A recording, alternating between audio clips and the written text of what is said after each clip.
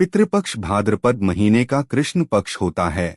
मध्य प्रदेश और अन्य पौर्णिमांत माह मानने वाले क्षेत्रों में यह आश्विन महीने का पहला पखवाड़ा होता है। यह भाद्रपद महीने का कृष्ण पक्ष होता है और इसे महालय भी कहा जाता है। हिंदू परंपरा के अनुसार जिस तिथि पर किसी परिजन की मृत्यु हुई हो, उस तिथि पर पितृपक्ष में उस परिजन का श्राद्ध किया जाता है।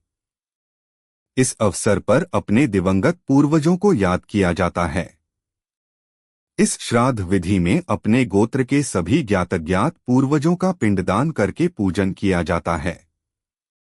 ऐसा माना जाता है कि इस पक्ष में यमलोक से पूर्वज पितर अपने परिवार के घर निवास करने आते हैं, इसलिए इस पखवाड़े को पितृकार्य के लिए उपयुक्त माना गया है। शास्त्रों के अनुसार भाद्रपद पूर्णिमा से अमावस्या तक प्रतिदिन महालय श्राद्ध करना चाहिए। लेकिन यदि यह संभव न हो तो जिस तिथि पर पिता का निधन हुआ हो, उस तिथि पर सभी पितरों के उद्देश्य से महालय श्राद्ध करने का विधान है। पितृपक्ष में अपने दिवंगत पूर्वजों का स्मरण करना अनिवार्य होने के कारण हिंदू धर्मशास्त्र में इस समय किसी भी शुभ कार्य या उत्सव को नहीं करने की परंपरा है। धर्मशास्त्र के अनुसार पितरों के प्रति सम्मान रखना, उनके नाम पर दान करना और उन्हें प्रसन्न करने वाले कार्य करना वंशजों का कर्तव्य माना जाता है। उपनिषदों में भी कहा गया है, देवपितृ कार्याभ्याम न प्रमदितव्यम, अर्थात देव और पितरों के कार्य में किसी भी प्रकार की लापरवाही नहीं करनी चाहिए। महालय श्राद्ध में परिवार के दिवंगत सदस्यों का पिंडदान करके स्मरण और पूजन किया जाता है।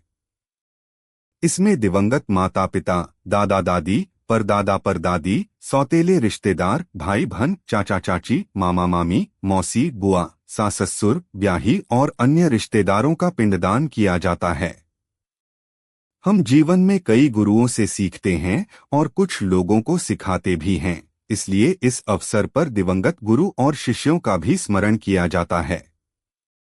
हमारे हितैषी मित्र और जो लोग हमारे घर में सहायक के रूप में रहते थे, यदि वे दिवंगत हो चुके हैं तो उनका भी इस श्राद्ध में स्मरण किया जाता है।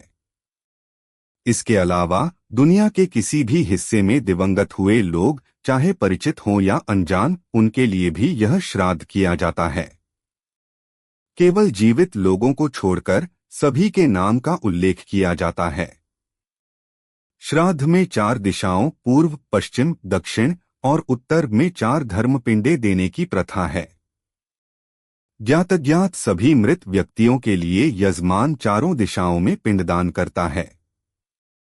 महालय श्राद्ध में क्षणदान, अर्घ्यदान, पूजा, अग्निकरण, पिंडदान, विकिरदान, स्वधावाचन आदि विधियां की जाती हैं।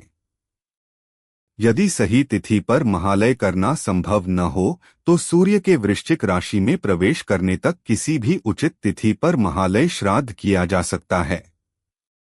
भरणी श्राद्ध चालू वर्ष में दिवंगत हुए व्यक्तियों का श्राद्ध इस पक्ष की चतुर्थी या पंचमी को भरणी नक्षत्र के दौरान किया जाता है। अविधवा नवमी भाद्रपद कृष्ण पक्ष की नवमी को अविधवा नवमी कहा जाता है। इस दिन वे स्त्रियां जिनकी मृत्यु पति के जीवित रहते हो, उनका श्राद्ध करने या किसी सुहागिन को भोजन कराने की परंपरा है। गुजरात में इसे डोशी नवमी कहा जाता है। सर्वपितृ अमावस्या भाद्रपद अमावस्या को मातामह श्राद्ध, माता के माता पिता का श्राद्ध होता है। इसके अलावा इस दिन उन सभी पितरों का श्राद्ध किया जाता है जिनकी मृत्यु तिथि ज्ञात नहीं होती। साथ ही यदि महालय के दौरान किसी कारणवश कोई विशेष तिथि का श्राद्ध छूट गया हो तो उसे भी इस दिन किया जा सकता है।